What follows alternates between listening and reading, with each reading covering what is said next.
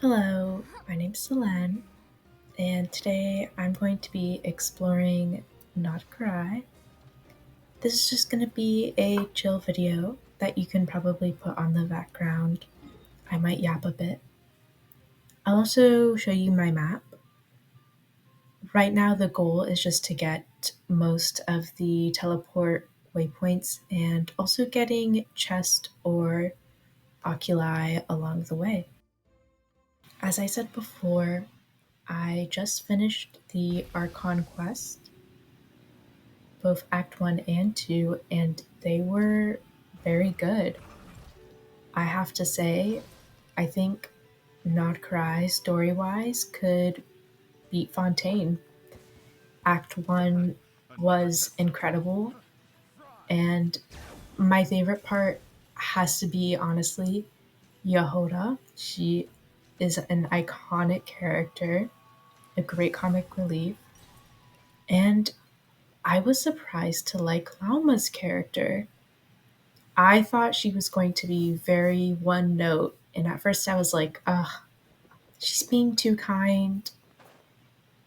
I don't like this about her. Like, it almost annoyed me a little. And then and spoilers, by the way, but she brought up how she noticed she couldn't sense Kuvaki, I believe, from the moon. And then we revealed to her that the sky is fake essentially, and I thought that was really interesting that just her whole dynamic of wanting to change the traditions and give people the truth, but being put in a bad situation where you, in this moment, you do need your people. You know, it's important.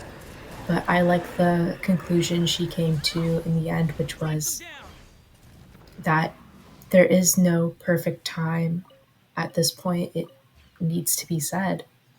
And I really enjoyed her character. Yehoda, though, is an icon. I love her design. I love her personality. I wish she was an animo and a bow user. I don't think I'll build her probably, but I adore her character, so I'm very excited for her. Another reason I think Love Cry is very good is, and this especially applies to the first act, is that the Archon quest itself can stand alone. This is a particular problem, or not problem, I see more in some of the Fontaine acts where, in my opinion, it's not that they necessarily can't stand alone, but you need the story of Fontaine to be finished to fully enjoy it. Whereas the first and second act of Not Cry, I could have played it alone and I would have been like, this is well written. My only concern is that I do have to give it an 8 out of 10 because technically Genshin can fumble, but I have strong faith in them, and I really like this standalone story approach that also ties into the next act in some way. They somehow seamlessly integrated both a standalone story that leads into the next quest. I hope I explained that well.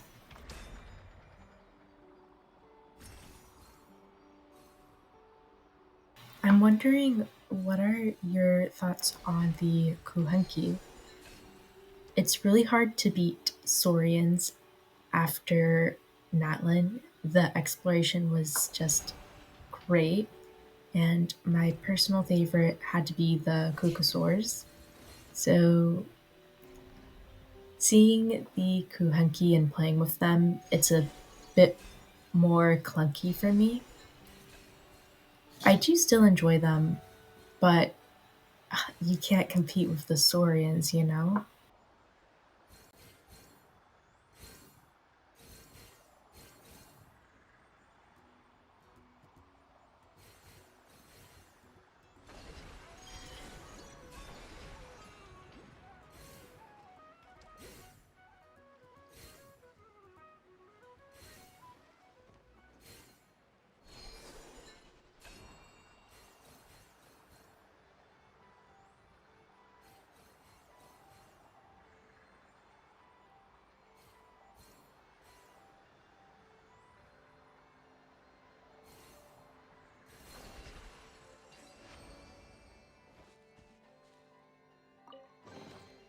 Hmm, these should be worth something.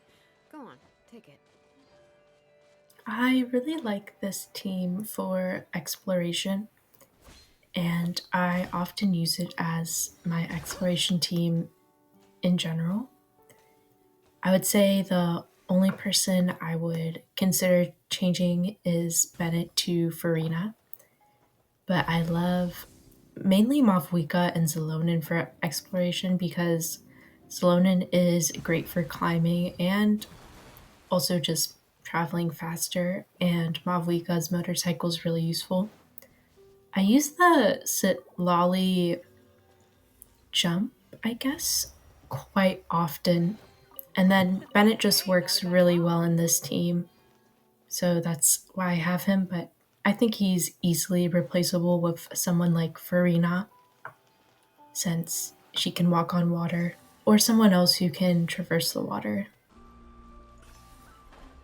Hiisi Island has to be my favorite part of the Notcry map so far.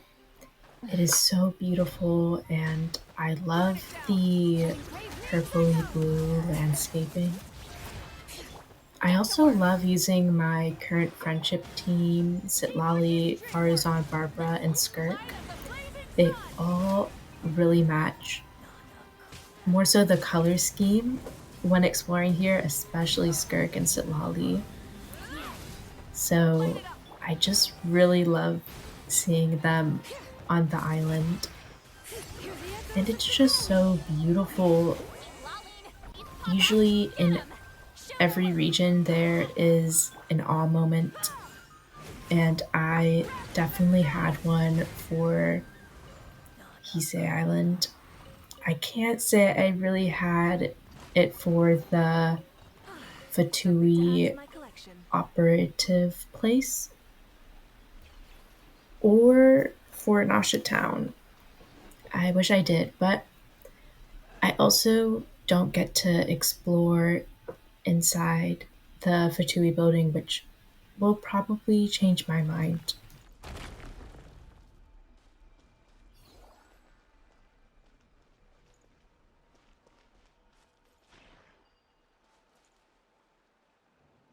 I thought this puzzle was very simple, but I do love the look of it and the other mirror puzzles on Hiisi Island. I wish they were a bit more difficult, but I'm sure this one might just be a one off easy one. So I'm hoping for something a little more difficult, but I really love how some of the puzzles are like you trying to mirror something. And I thought this was really cute.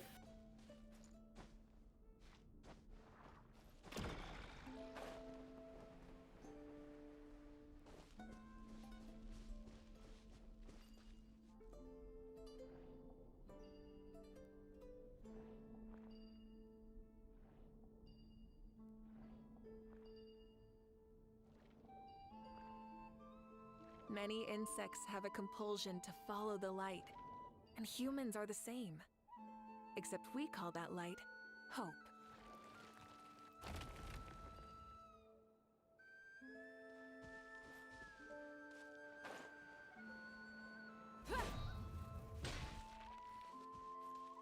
The symmetry here at the end of the puzzle just makes me so happy. I hope there's something similar to this for more puzzles like this on a much larger scale and that are a little more challenging. This is another area of Notcry that I thought was just stunning. Very beautiful.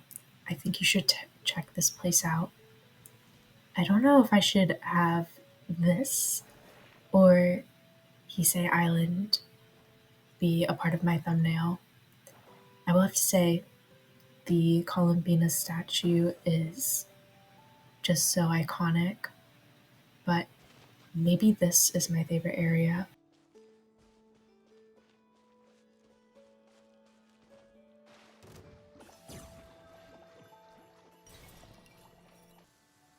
I've had an idea since I won't be getting any new characters anytime soon that I should do an account fixing video for my own account, and hopefully that goes well and works out with school and everything.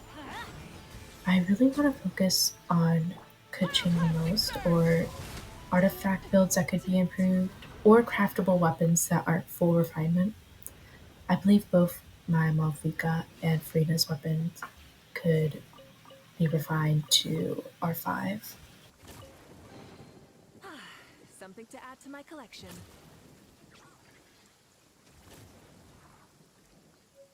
This was actually my favorite puzzle to do while exploring. I guess it's not really a puzzle, but this was really fun. I hope there's more puzzles specifically like this over the map. And I'm starting to get used to the Kuhenki a bit more, but there are times where I still don't understand the mechanics.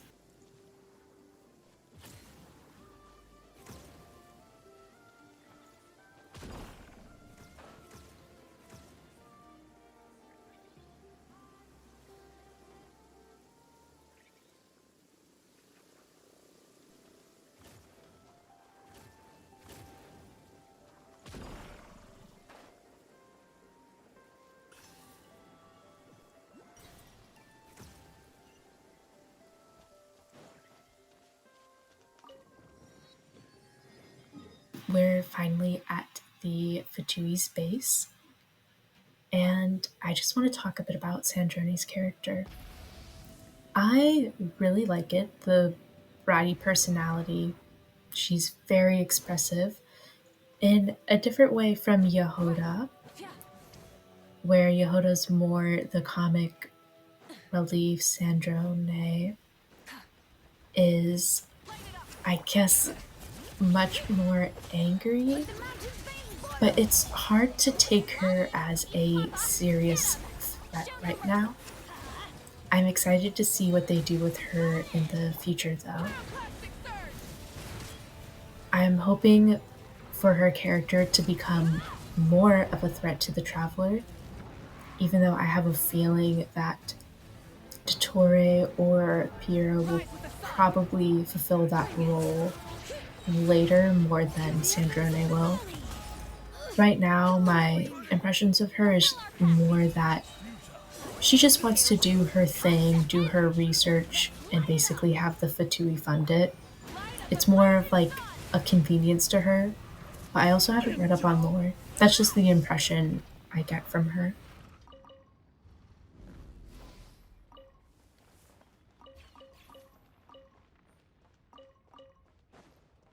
Some of you might have noticed a very big gap from when I posted my last video to this one. And that's mainly because I'm just busy with life, mainly the new college semester and my job. I've been trying to get a new position and a little difficult. There's been some bumps, but all is well.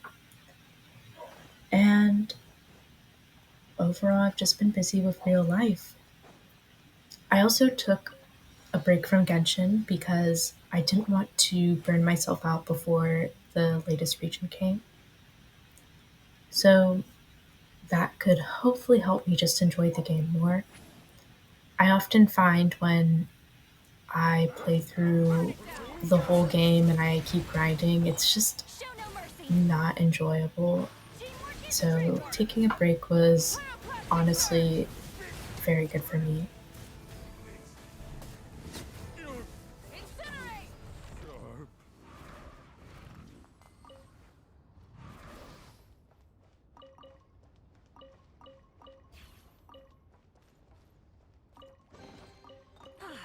Something to add to my collection. So before I end the video, I just want to give some of my oculuses to the statue as well as check my progress. So right now it just seems like I'm almost there, so I'll probably level that up to level 3 pretty soon. And as for exploration, I made some progress, but I think I'm going to focus on the Fatui camp later because I did cut this video in like half. Anyways, thank you so much for watching and have a lovely day.